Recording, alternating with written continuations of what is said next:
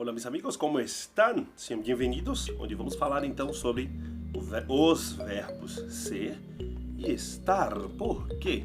Por que falar sobre este verbo? Porque é tão importante quanto, por exemplo, o verbo to be do inglês, que significam basicamente a mesma coisa. Porém, se você parar para pensar, a gente, da mesma forma que a gente usa muito os pronombres personais para nos referirmos às pessoas, a gente vai ter que se utilizar muito do verbo ser e estar, porque são coisas que a gente usa muito. A gente está o tempo inteiro falando que estamos em algum lugar, está chovendo, para falar do tempo, para falar de que é alguma coisa, a sua profissão, ou que você está aguardando alguém em algum lugar. Então o verbo ser e estar são muy usados, demasiado incluso. O que acontece aqui é que a gente precisa aprender, depois que a gente viu lá os pronombres personais, né? A gente precisa aprender a conjugar esses verbos. Por quê? De acordo com a pessoa, né, que está falando ou de quem estamos falando, o verbo se altera. Por exemplo, com o verbo ser, yo soy, tu eres, él es. Perceba que aqui a gente está se referindo às pessoas do singular e que muda um pouquinho só do português. A gente tem o sou, né? Aqui é soy, com Y. Eres.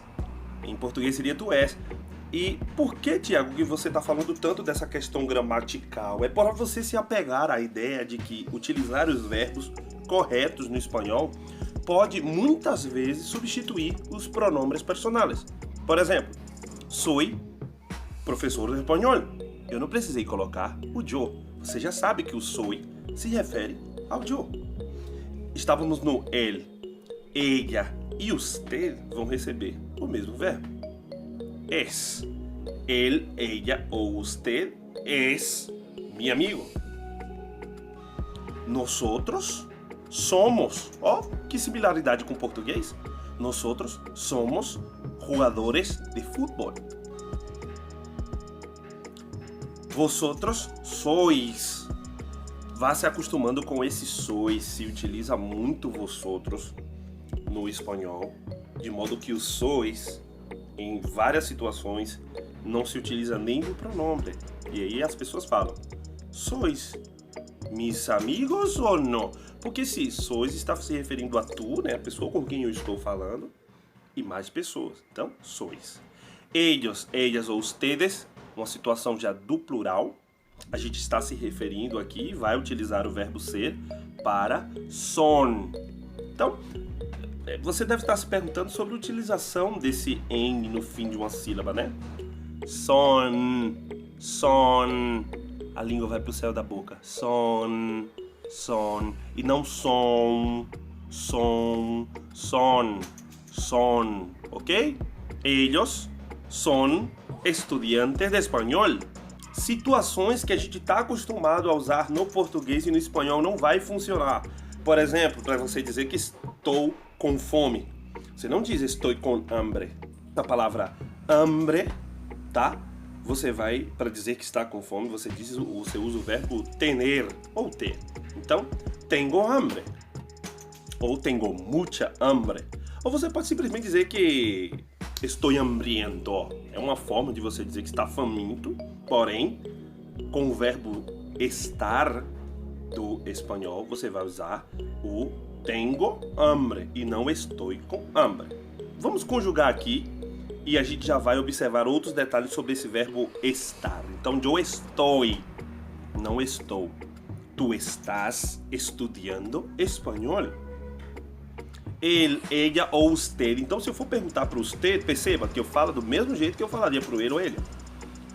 Usted, ou, na verdade, o espanhol, ele é cheio dessas características em relação a sintaxes. Por quê? Alterna muito. Por exemplo, es usted mi amigo? Perceba. Eu tenho certeza que no seu cérebro você está montando essa frase aí. Usted es mi amigo. Tá errado? Não, mas a sintaxe do espanhol é diferente da do português. Você não pode ficar esperando que a ordem das palavras muda como muda o inglês, por exemplo. Muda muito a sintaxe, a ordem das palavras. Então, ¿es usted mi amigo? Ou está usted estudando espanhol? Olha lá, com o verbo estar sempre acentuado, percebeu, né? Nosotros estamos estudiando francês. Vosotros, olha o plural do tu. Vosotros estáis. O tu não é estás. O vosotros é estáis. Ellos ou ellas ou ustedes estão. Ó, o N de novo. Estão. Perceba que eu fico com a boca aberta para falar e com os dentes aparecendo. Ó. Estão.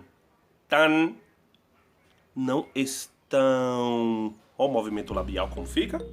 Ok? Preste atenção nesses detalhes. E outra coisa que é interessante sobre o verbo estar, quando você vai dizer, por exemplo, que algo está na moda, né? Que algo está na moda, você vai dizer isso está de moda.